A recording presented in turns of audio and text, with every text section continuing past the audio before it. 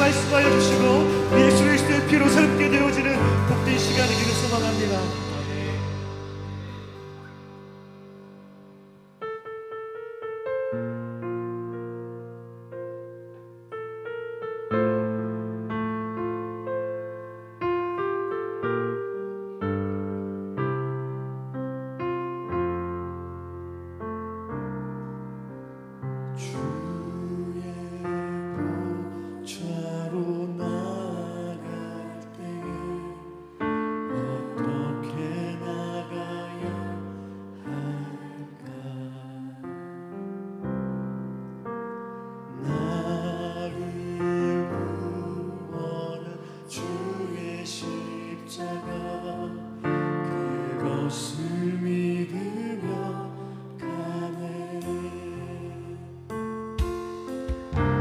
주의 보좌로 나아갈 때 나 여전히 부족하나.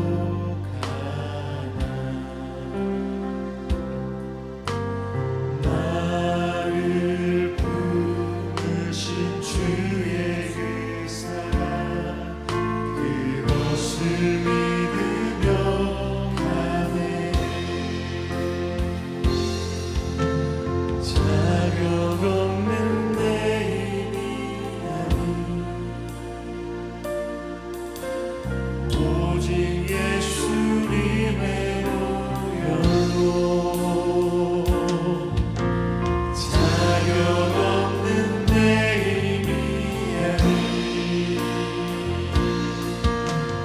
오직 예수님의 보혈로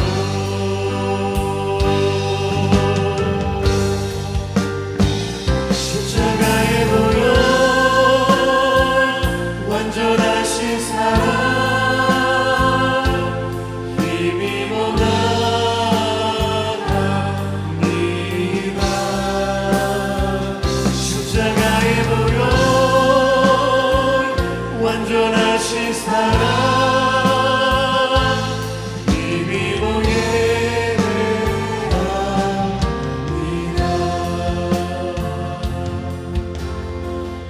더 찬양합시다. 주의 보좌로 주의 보좌로 나아갈 때 어떻게 나가야 할까. 나를 구원한 주의 십자가 그것을 믿으며 가네. 주의 보좌로 나아갈 때에 나 여전히 부족하나. 나를 부르신 주의 그 사랑 그것을 믿으며 가네. 자격 없는 내 힘이 아닌 자격 없는 내 힘이 아닌 오직 예수님의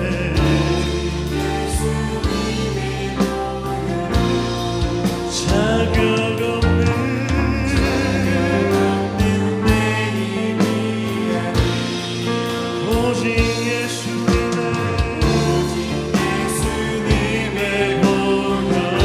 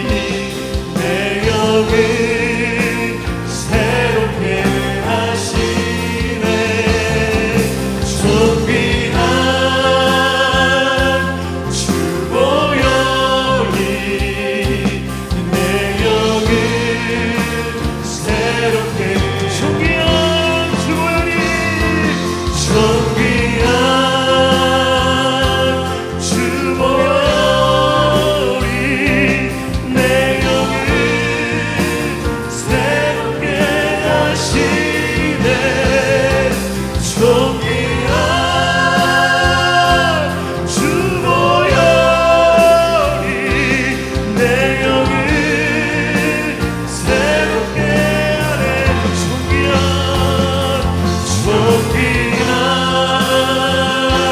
주 보혈이 내 영을 새롭게 하시네 존귀한 주 보혈이 내 영을 새롭게 하네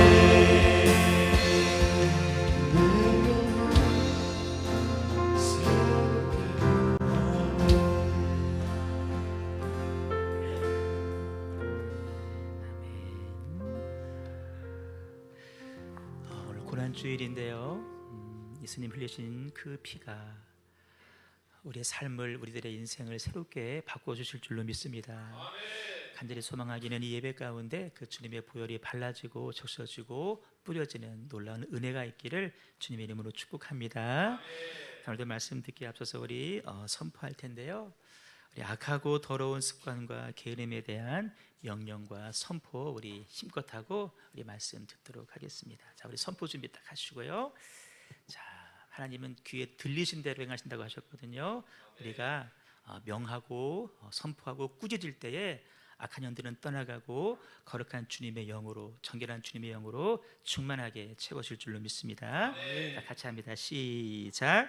예수님의 이름으로 나와 우리 가족들의 모든 게으름과 더러운 악습은 끊어졌음을 선포하노라. 내 안에 거룩하지 못한 더러운 습관들은 예수 그리스도의 이름으로 모두 끊어졌음을 선포하노라. 사명의 길로 나아가지 못하게 방해하는 악하고 더러운 영은 지금 떠나갈지어다. 하루에 한 시간도 깨어 기도하지 못하게 하는 게으름의 영은 내게서 지금 떠나갈지어다. TV, 핸드폰, 컴퓨터의 시간과 마음을 빼앗기게 하는 게으름의 영은 나와 우리 자녀에게서 지금 떠나갈지어다. 나는 이제부터 게으름의 영을 정복하리라. 나는 이제부터 시간을 규모 있게 관리하여 시간을 허비하지 않으리라. 나는 하루에 가장 귀한 시간을 하나님께 드려 시간의 우선순위를 바로 세우리라. 혼자 있는 시간에 음란을 부추기며 유혹하는 더러운 영들은 떠나갈지어다. 아무도 보지 않는 곳에서도 범죄하지 않으며 거룩한 예배자로 살리라. 내 안에 판단과 정죄, 교만과 불평, 불신앙의 말들은 떠나갈지어다. 나는 이제부터 예수님의 사랑을 실천하여 포용하고 화해시키는 자로 살리라. 나는 이제부터 말씀이 나의 습관이 되게 하리라. 나는 이제부터 기도가 나의 습관이 되게 하리라. 예수님을 따라 거룩한 습관을 세워 말씀과 기도의 삶을 살리라. 아멘. 할렐루야. 아멘. 선포한 대로 여러분, 우리 삶을 기도와 말씀이라고 하는 거룩한 습관으로 채워갈 수 있기를 주님의 이름으로 축복합니다. 반복하면 습관이 돼요. 습관이 되면은 그것이 내 삶을 다스리게 됩니다. 세상 어떤 것이 아니라 하나님의 말씀과 기도로 거룩해질지니라 라고 말씀하셨으니 기도와 말씀이 우리 삶에 습관되고 그것이 인격이 되고 내 운명을 바꿀 수 있는 놀라운 거룩한 습관 소유할 수 있기를 주님의 이름으로 축복합니다. 자, 말씀 들어요. 자, 오늘 고난주일입니다. 우리 이번 한 주 예수님 받으신 고난을 집중하여 묵상하는 고난주간을 보내게 될 것이고 이어서 돌아오는 주일에 영광의 부활주일을 맞이하게 되는데요.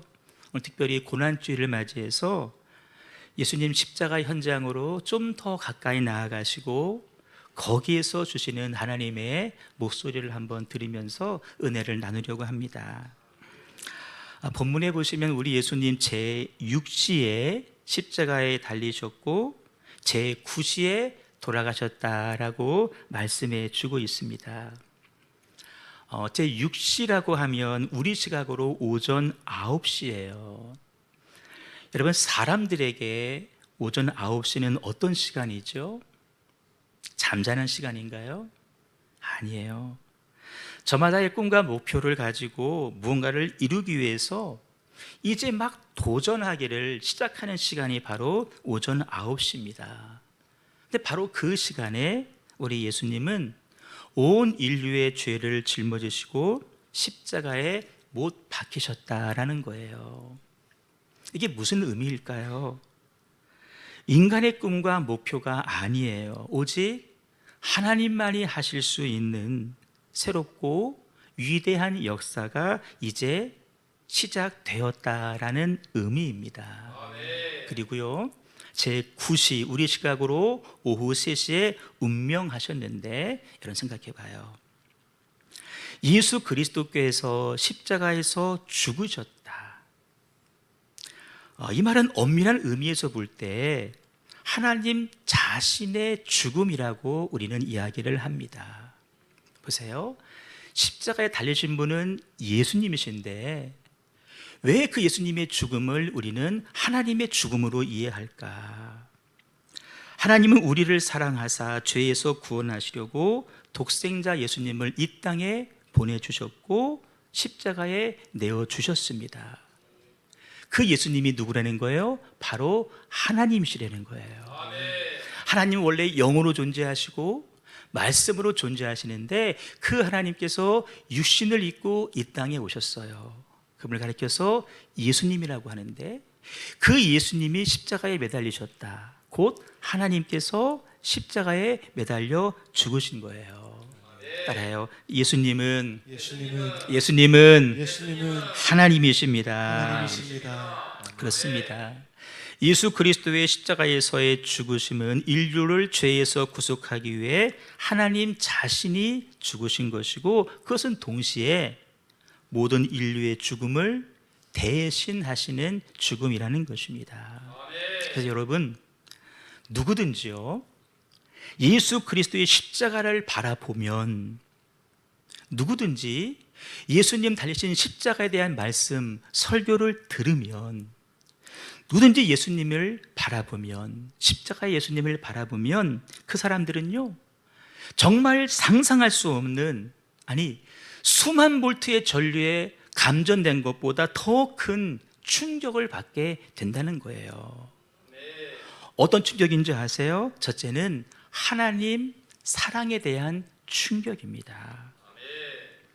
우리를 사랑하셔서 우리를 구원하시기 위해 스스로 생명을 버리신, 하나밖에 없는 아들의 목숨을 내어주신 하나님의 사랑이 얼마나 큰지를 알고 그때 비로소 충격을 받게 돼요.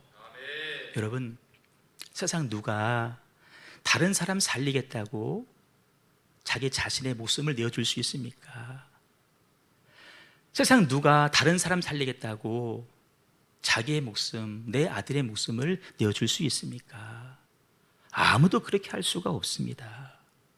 그러나 우리 하나님이요, 죄인인 저와 여러분들을 살리시려고 독생자를 내어주셨어요. 우리를 살리시려고 자기의 생명을 스스로 내어주셨어요. 여러분, 이 사랑이 어디서 이루어지죠? 십자가에서 이루어집니다. 여러분, 이 사랑을 진심으로 깨달은 사람은 십자가를 바라볼 때마다, 십자가에 대한 말씀을 들을 때마다 충격적인 하나님의 사랑을 느끼게 되는 거죠. 또 한 가지 십자가에서 느끼는 충격은 우리가 지은 죄가 얼마나 큰지에 대한 충격을 받게 됩니다. 여러분, 예수님께서 십자가에 매달리실 때에 단순히 육신만 매달리신 것이 결코 아니에요. 예수님은 우리 모든 인류의 죄를 끌어안으신 채, 그 인류에는요, 저도 포함되고 여러분도 포함돼요. 우리 모두의 죄를 끌어안으신 채 십자가에서 매달리셨어요. 여러분, 한 개인이 인생을 살아가면서 얼마나 많은 죄를 지을까요? 여러분들은 여러분들이 지은 죄의 숫자를 셀 수 있을까요? 우리는 말하죠. 아유, 그건 죄도 아니야. 인정하지 않습니다. 하지만 내가 인정하는 죄가 있죠. 그 인정하는 죄의 수도 우리는 셀 수가 없어요. 그 죄의 무게, 지은 죄가 가져다주는 고통과 죄책감은 또 얼마나 크고 무거울까요? 지은 죄의 수뿐만 아니라 그 죄의 무게 역시 우리는 헤아릴 수 없고 측량할 수가 없습니다. 거기에 더해서 우리는 인생이잖아요. 삶을 살다 보면 정말 감당할 수 없는 삶의 무게도 있습니다. 우리 예수님 그 삶의 무게, 그 죄의 짐을 다 끌어안고 자기 몸 하나 지금 견디기 어려운 상황 가운데에서도 다 끌어안으시고 십자가에 매달려 계시다라는 거예요. 그래서 우리는 십자가를 볼 때마다 나의 죄의 짐이 얼마나 큰지를 알고 커다란 충격을 받게 되는 것입니다. 근데 여러분, 우리가 십자가를 볼 때마다 사랑의 충격, 죄에 대한 충격을 받지만 정작 십자가는 어때요? 아무 말이 없습니다. 아무 불평도 하지 않고요. 오늘도 여전히 그 자리에 그 모습 그대로 서 있습니다. 우리 예수님 불의한 재판인 줄 알면서도 아무 말씀하지 않으신 채 그 재판을 받으신 것처럼 십자가는요 여전히 아무 말 없이 지금도 서 있어요. 하지만 여러분, 십자가가 아무 말 없이 서 있는 것처럼 보일지 모르지만 사실 십자가는 십자가를 바라보는 사람에게 살며시 말을 걸어오고 있다는 겁니다. 아무에게나 말을 걸어오지는 않아요. 진심으로 십자가를 바라보는 사람에게, 진심으로 예수님을 바라보는 사람에게 내 죄가 얼마나 크고 무거운지를 아는 사람, 하나님의 사랑이 얼마나 큰지를 알고 충격을 받은 사람들에게만 십자가는 지금도 말을 걸어오고 있다는 거예요. 어떤 말을 걸어올까요? 우리의 죄에 대해서 말을 걸어옵니다. 우리의 양심에 대해서 말을 걸어오셔요. 우리의 삶에 대해서 말씀을 걸어오십니다. 하지만 여러분, 사실 우리들에게 말을 걸어오는 것은 십자가가 아닙니다. 예수님 달리신 십자가의 현장에 함께 계셨던 하나님께서 우리에게 말을 걸어오시는 거예요. 본문 어디를 봐도요 하나님께서 이렇게 말씀하셨습니다라는 표현 찾아볼 수가 없습니다. 하지만 하나님은 십자가를 바라보는 자에게 십자가를 통해 지금도 말씀해 주고 계십니다. 오늘 십자가 앞에서 예배하는 저와 여러분들은 우리에게 말씀하시는 주님의 목소리를 들으셔야 됩니다. 왜인지 아세요? 그 말을 들어야 오늘을 살 수 있기 때문에 그래요. 그 목소리를 들어야 다시금 예수님을 십자가에 못 박지 않을 수 있기 때문에 그렇습니다. 여러분 눈에는 제 등 뒤에 있는 십자가가 보이시죠? 하지만 하나님은 여러분 눈에 보이지 않을 것입니다. 하지만 하나님은 저 보이는 십자가를 통해서 지금도 우리들에게 말씀해 주고 계십니다. 그 주님의 음성을 듣는 자 복 있다 했는데 그 주님의 음성을 듣는 복 있는 자 되시기를 주님의 이름으로 축복합니다. 저는 본문의 말씀을 대할 때마다 항상 가져왔던 의문 하나가 있습니다. 하나님은 왜 독생자의 죽음 앞에 그토록 침묵하고만 계셨을까 하는 것입니다. 예수님 십자가를 지시기 전 모욕과 조롱을 받으실 때에도 하나님은 침묵하셨고, 살이 찢기고 피가 쏟아지는 고통의 순간에도 하나님은 침묵하셨습니다. 왜 하나님 침묵하실까? 하나님은 원래 그런 하나님이었었던가? 우리는 그렇지 않다라는 사실을 쉽사리 발견할 수 있죠. 예수님께서 공생애를 시작하시기 위해서 세례를 받으실 때에 하나님은 이렇게 말씀하셨어요. 이는 내 사랑하는 아들이요 내 기뻐하는 자다. 하나님과 예수님과의 관계를 말씀해 주십니다. 내가 사랑하는 자고 나에게 기쁨을 주는 자다. 그런가 하면 변화산에 기도하러 올라가셨을 때에도 동일한 말씀을 주셨어요. 이는 내 사랑하는 아들이야, 내가 기뻐하는 자야. 그래 너희들은 저의 말을 들어라 라고 말씀을 하셨어요. 여러분, 예수님의 세례, 변화산에서의 기도 한결같이 중요한 순간입니다. 하나님은 예수님의 생애 가운데 가장 중요한 순간마다 항상 말씀을 주셨고, 그 말씀은 공히 내가 사랑하는 자다, 내가 기뻐하는 자다. 근데 웬일이에요? 그랬던 하나님께서 지금 예수님의 생애 가운데 가장 중요한 순간, 가장 고통스럽고 가장 위급하고 그래서 가장 하나님의 도우심이 필요한 그 순간에는 하나님이 침묵하시고 있다는 거예요. 왜 그러셨을까? 저는 이 의문이 이번 고난주일 말씀을 준비하면서 해소가 되었는데요, 말씀드린 바 하나님은 침묵하신 게 아니었습니다. 하나님 여전히 말씀하셨고 지금은 또 말씀해 주고 계십니다. 남들은 들을 수 없지만 우리 하나님은 예수님에게 분명하게 말씀해 주시고 계시고요, 그 말씀은 오늘 우리들에게도 동일하게 말씀해 주시고 있다라는 거예요.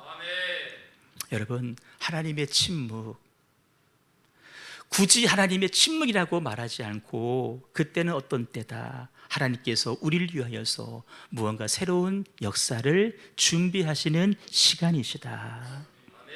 여러분, 침묵처럼 보이는 본문의 사건을 통해서 하나님은 무엇을 말씀해 주고 계실까요? 본문 49절 보시면 그 가운데 하나를 발견하게 되는데, 제6시로부터 온 땅에 어둠이 임했고 그 어둠이 제9시까지 이어졌다라고 성경은 말씀해 주고 있습니다. 여러분, 아무리 말씀을 살펴봐도요, 눈을 씻고 봐도요, 하나님께서 말씀하시는 흔적은 보이지를 않습니다. 하지만 여러분, 조금만 더 주님의 마음으로 말씀을 한번 묵상해 보세요. 하나님의 목소리가 들릴 것이고 특별히 하나님의 심정이 느껴질 것입니다. 여러분, 예수님 못 박히시는 순간 어떤 일이 벌어졌어요? 다시 49절 보세요. 온 땅에 어둠이 임했다라고 말씀하십니다. 해가 빛을 잃은 것입니다. 어둠이 찾아왔다는 것입니다. 그러기를 6시간이 계속되었습니다. 여러분, 바로 이거예요. 이것이 바로 하나님의 응답입니다. 하나님은 예수님의 죽음에 대해서 어두움으로 응답해 주셨다라는 것입니다. 제6시는 우리 시각으로 오전 9시라고 했어요. 여러분, 우리나라의 오전 9시는 아직 쌀쌀한 그런 때이잖아요. 하지만 중동에서의 오전 9시는요, 우리와는 다릅니다. 중동에서의 오전 9시는요, 해가 가장 힘있게 비추는 시간이에요. 그 해가 오후 3시, 4시까지 계속 이어집니다. 그런데 그 시간에 어둠이 찾아왔다. 무슨 의미일까요? 하나님은 아들의 고통, 아들의 죽음 앞에 슬퍼하셨다라는 거예요. 예수님의 고통 앞에 하나님도 어찌할 수 없을 정도로 아파하셨다는 거예요. 우리는 여기서 아들의 죽음 앞에 아파하시는 하나님을 보셔야 됩니다. 하나님의 터질 것 같은 마음, 터질 것 같은 심정을 우리가 느끼셔야 됩니다. 아들의 고통에 함께 고통스러워하시는 하나님, 그 견딜 수 없는 고통과 그 아픔을 해가 빛을 잃게 함으로 온 땅에 어둠이 임하게 함으로 표현해 주셨다라는 거예요. 아들에게 얘기합니다. 아들아, 나도 아프다, 나도 힘들다. 우리는 듣지 못하지만, 이해하지 못하지만 사람들은 왜 어두워지지? 왜 어두워지지? 아들은 아는 거예요. 아버지가 나와 함께 아파하시는구나. 더 놀라운 사실이 있습니다. 하나님은 그 아픔 가운데서도 예수님의 죽음을 끝끝내 막지 않으셨다라는 거예요. 내가 하나님의 아들이야? 그러면 내려와봐. 사람들의 조롱의 소리에서도 예수님뿐만 아니라 하나님도 끝끝내 인내하셨습니다. 하나님은 왜 그 모욕의 순간을 가만히 보고만 계셨을까요? 예수님은 지금 온 인류의 죄를 대신 짊어지고 계시기 때문입니다. 우리 예수님은 그렇게 하셔야만 우리의 죄가 사해지기 때문에, 우리의 죄가 사해져야만이 우리를 당신의 자녀, 천국 백성 삼을 수 있기 때문에 우리를 사랑하셔서 우리 하나님 끝끝내 인내하시고 계셨다라는 것입니다.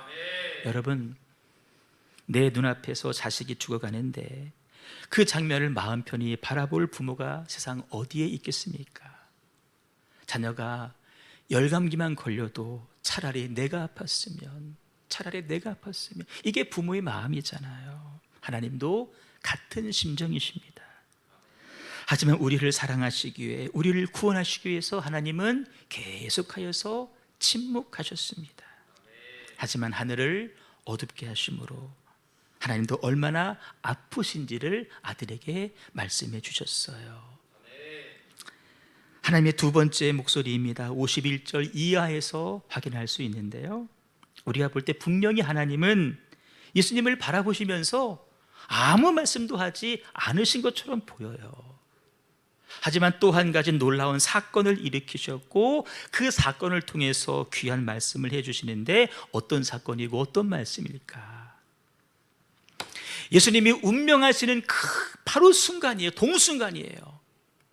저 아래 성전이 있는데 그 성전의 휘장이 둘로 찢어지는 거예요.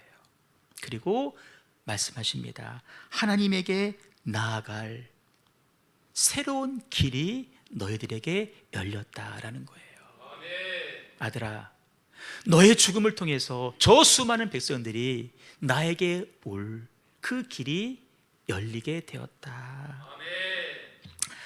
구약의 제사제도를 바라보면 1년에 한 번입니다. 대속죄일입니다. 예복을 갖춰 입은 대제사장, 자기 백성의 죄를 속하기 위해서 지성소에 들어가서 번제를 드렸습니다. 여러분, 아무나 못 가요. 대제사장만 갈 수 있어요. 아무 때나 못 가요. 1년에 딱 한 번 대속죄일에만 그렇게 할 수 있어요. 그것도 아무리 대제사장이라 할지라도 자기의 죄가 있으면 그 안에 들어갔다가 죽임을 당합니다. 못 나와요. 살아서 못 나와요. 그래서 들어가는 사람도 혹시 나에게 죄가 있을까, 자기의 죄를 씻는 제사를 먼저 드리고 들어가야 되는데, 그러면서도 들어가는 사람도 불안해요. 나 죽는 거 아닌가? 바뀌는 사람들 어떤 결과가 나올까? 안에 있는 사람이나 밖에 있는 사람이나 똑같이 다 불안함과 두려움 가운데 그날을 보내야 됐습니다. 어려운 제사예요. 까다로운 제사예요. 그 지성소로 들어가기 위해서는 성소를 지나가야 되는데, 여러분, 성소와 지성소 사이에는 하나의 큰 휘장이 있습니다. 가림막이 있어요. 아무나 들어오지 못한다라는. 그림에서 보시는 것처럼 넓은 곳이 성소예요.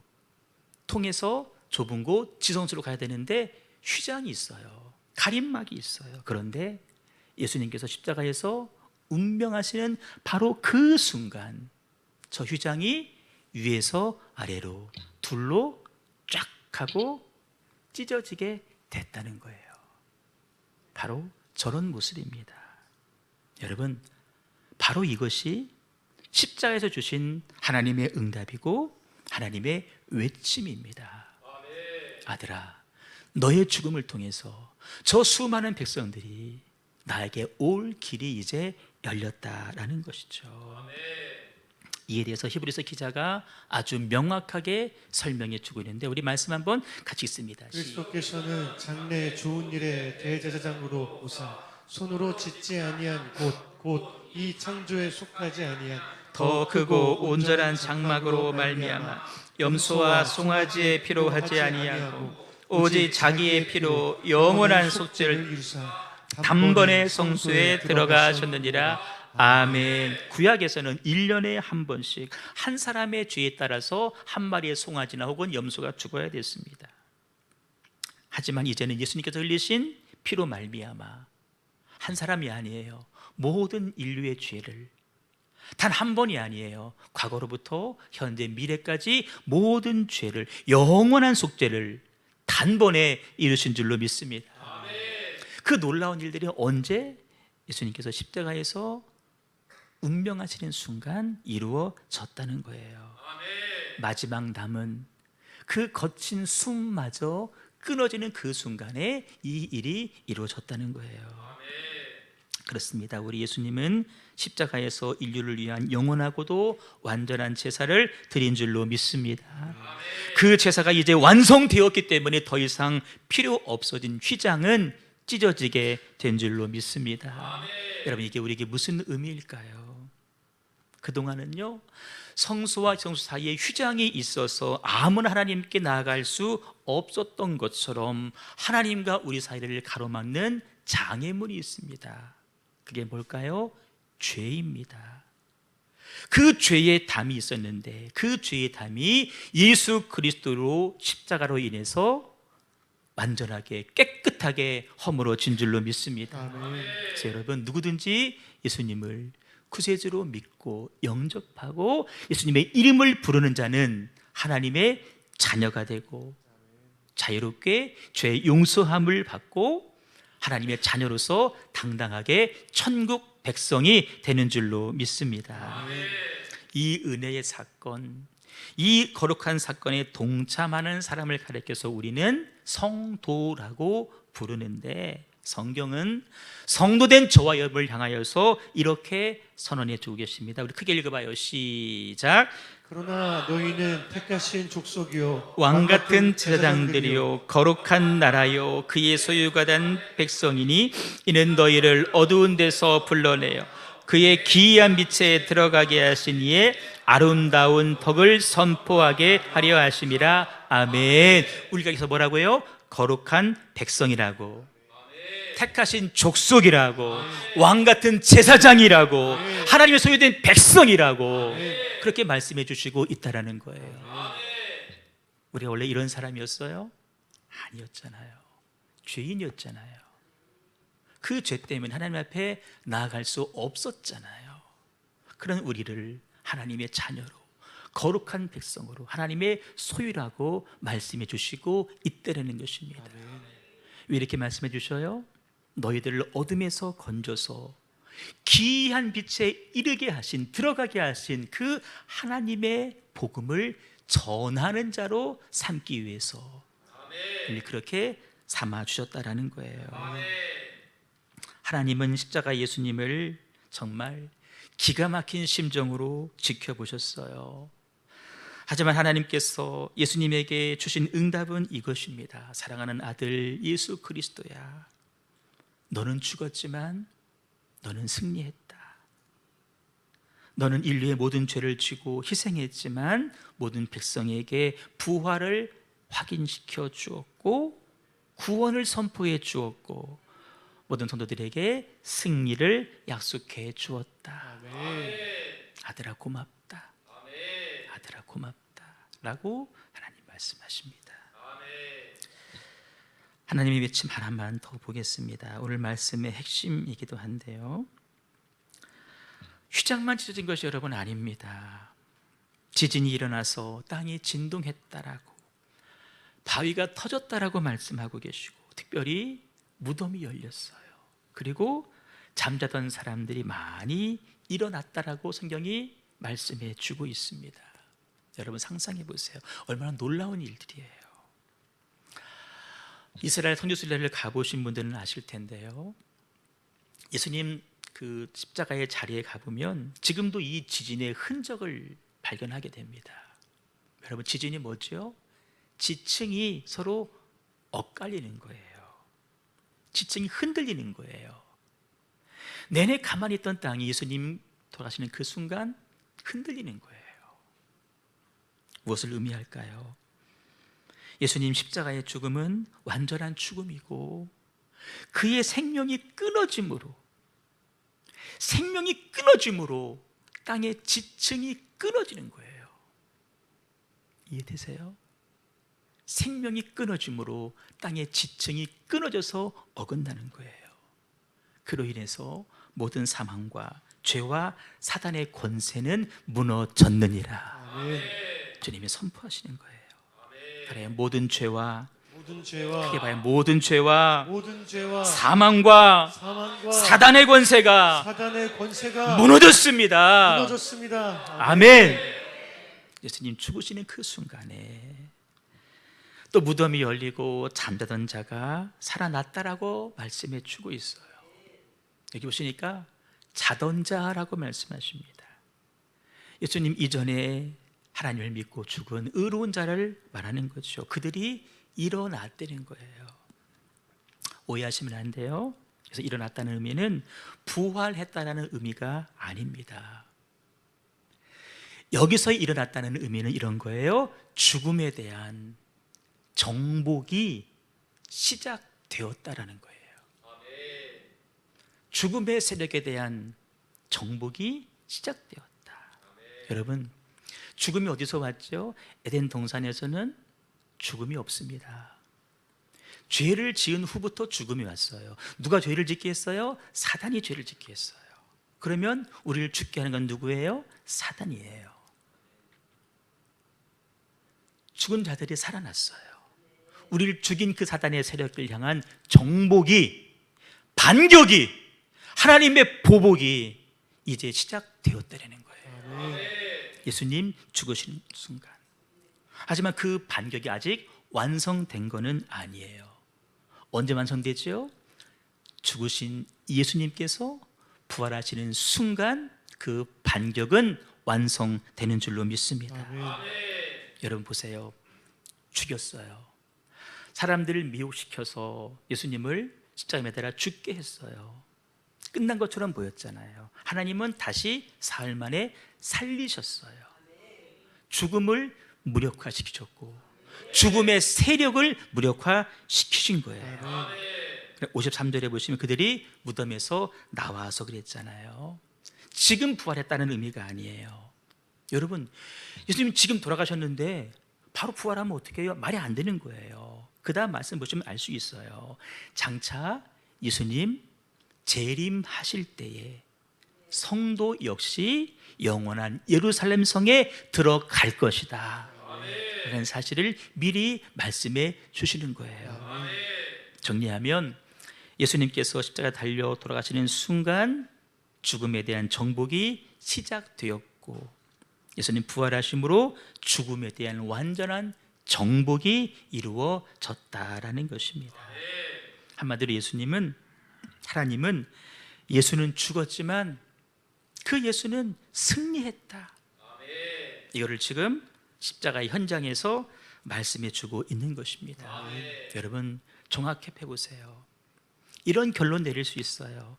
십자가 앞에서 하나님은 결코 침묵하신 것이 아니다. 사람들은 듣지 못할지 모르지만 십자가에 있는 아들 예수님에게 하나님은 말씀하시는 거예요. 아들아, 내가 아프다. 나도 아프다. 아들아, 너는 승리했다. 너의 죽음으로 말미암아 그 사단의 세력은 이제 멸망당할 것이다. 그렇습니다. 하나님은 예수님 돌아가실 때 너무나 기막힌 심정을 표현하시기 위해서 어둠을 보내주셨고 예수님 완전히 운명하실 때에는 구원이 완성된 표로 휘장을 찢으셨고 하단의 권세, 사망의 권세가 무너지는 표현으로 무덤을 열어주시는 응답을 해주셨습니다. 하나님은 고난 가운데에서 영광으로 응답하셨고 패배 가운데에서 승리로 응답하셨고 십자가를 부활로 바꿔주신 줄로 믿습니다. 사도 바울은 일찍이 이 사실을 깨달았어요. 그래서 고린도후서에서 이렇게 고백을 합니다. 같이 읽어봐요. 시작. 우리가 사방으로 우겨쌈을 당하여도 쌓이지 아니하며 답답한 일을 당하여도 낙심하지 아니하며 박해를 받아도 버림받지 아니하며 거꾸로 트림을 당하여도 망하지 아니하고 아멘. 여러분 믿는 성도가 이 땅을 살아갈 때에 그렇게 편한 일만 좋은 일만 있는 것은 결코 아닙니다. 왜 그럴까요? 그 진리가 우리 안에 있기 때문에 그렇습니다. 하나님의 진리의 빛이 우리 안에 있기 때문에 그래요. 예수님께서 우리 안에 살아 계시기 때문에 그래요. 그래서 우리도 사방에 우겨쌈을 당할 때가 있습니다. 답답한 일, 낙심할 일, 핍박받을 일 더러 있습니다.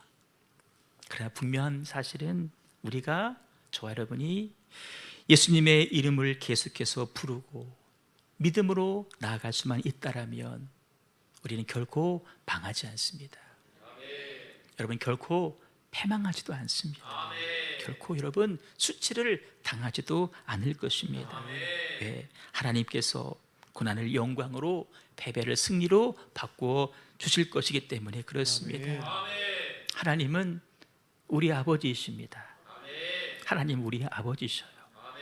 아들 예수님에게 하셨던 그대로 우리에게도 대해 주십니다. 아들아, 내가 너를 사랑한다라고, 내가 너를 안다라고 말씀해 주십니다. 내가 너를 주목하고 있고 내가 너에게 의로운 승리를 줄 거라고 말씀해 주고 계십니다. 여러분 기억하세요. 하나님이 왜 침묵하실까? 아니에요. 나만의 생각입니다. 하나님 왜 내 삶에는 간섭하지 않으실까? 아닙니다. 나만의 생각입니다. 하나님 우리의 고난을 지금도 지켜보고 계시고 우리의 고독을 보고 계시고 우리의 억울함도 다 알고 계시는 하나님이십니다. 하나님 결코 십자가 현장에서 눈을 감지 않으셨어요. 아니, 도리어 눈을 더 크게 뜨시고 예수님을 바라보셨어요. 동일하게 우리를 바라보신 하나님, 우리를 주목하신 하나님, 나는 결코 너희를 버리지 아니한다. 두려워 말라, 놀라지 말라, 내가 너와 함께 함이니라. 내 의로운 오른손으로 너를 지켜주리라.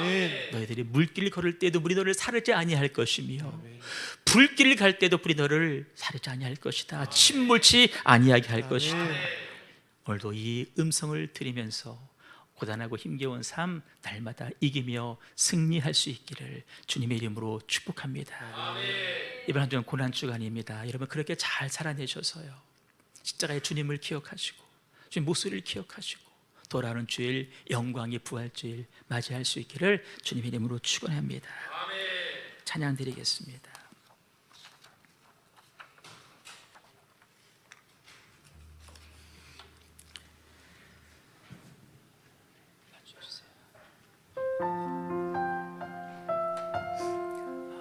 삶 가운데 견딜 수 없는 환난과 고난과 가난과 핍박과 어려움과 죽음의 위협이 있다 할지라도 성도는 믿음을 지키면 됩니다. 우리는 믿음을 지킬 사람들입니다. 믿음만 지키고 주님만 바라보면 주님께서 우리 삶을 새롭게 하시고 역전케 하실 것입니다. 오늘 내 그 믿음을 하나님 새롭게 하겠습니다. 십자가의 주님만 바라보며 살겠습니다. 다짐하는 마음으로 찬양하고 기도하겠습니다.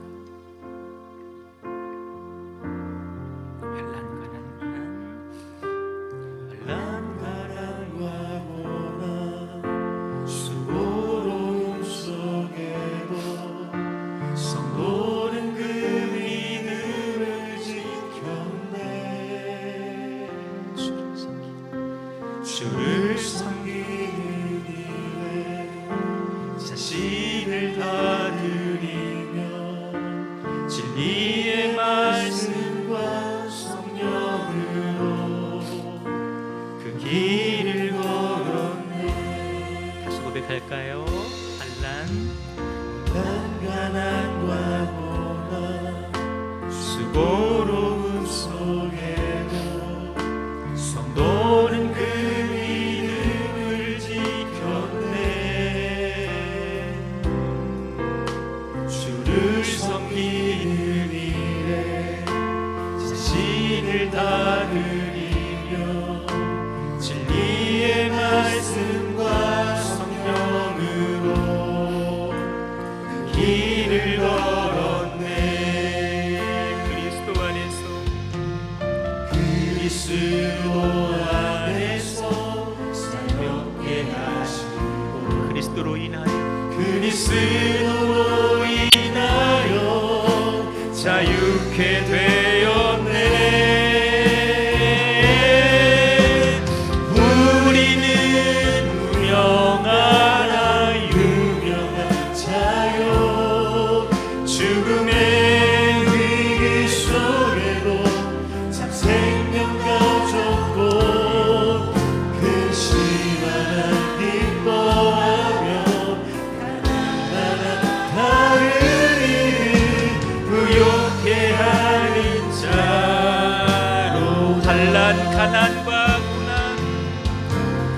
난 가난과 고난 수고로움 속에 우리가 할 일은 마땅히 믿음을 지키는 겁니다.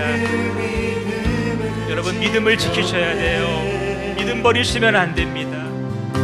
주를 섬기는 일에 자신을 다 드리며 진리의 말씀과 성령으로 그 길을 걸었네.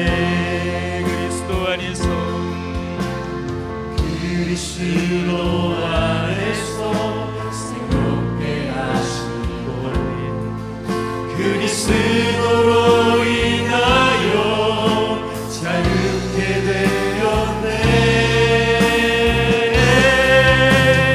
우리는 무명하나 유명한 자요 죽음의 위기 속에도 참 생명 가졌고 근심 하나 기뻐하며 가난한 나를 부욕해 하는 자로다.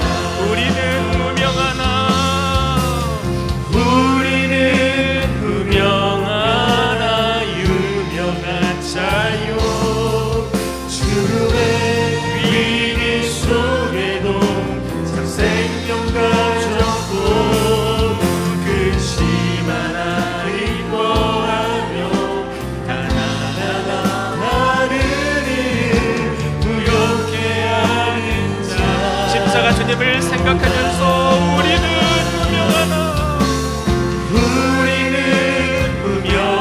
무명하나 유명한 예수님 때문에 우리는 죽음의 위기에서도 생명을 가진 자들입니다. 생명 가졌고 근심 하나 기뻐하며 가난한 나를 부욕해 하는 마지막으로 고백합니다. 우리는 무명하나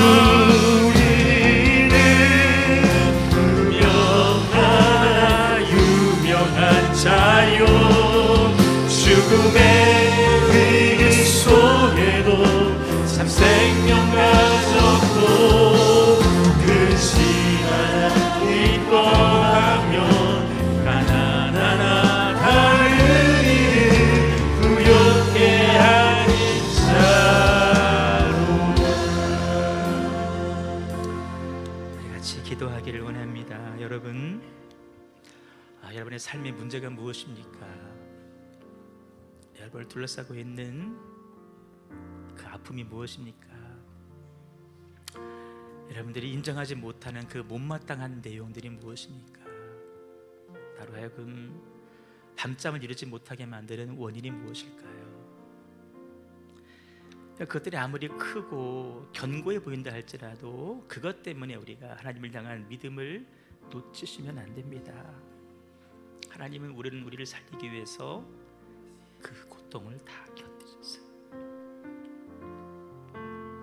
내가 뭐라고 우리가 뭐라고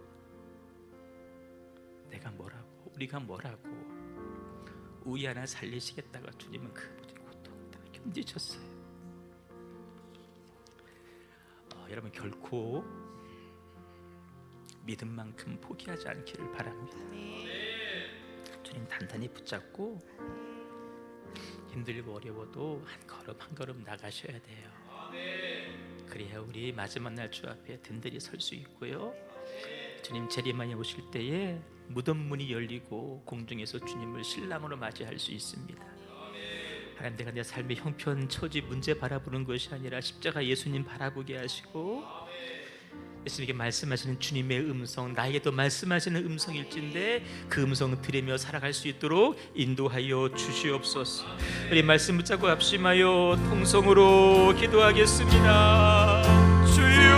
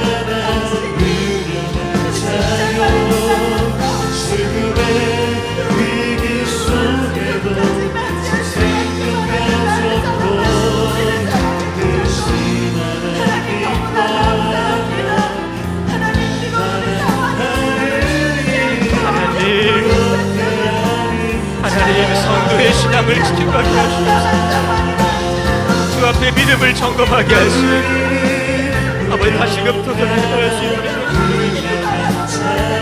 우리의 고난을 보고 계시는 하나님, 우리의 아픔을 보고 계시는 하나님, 우리의 억울함을 알고 계시는 하나님, 아버지 그때까지 주님을 바라보게 하시옵소서.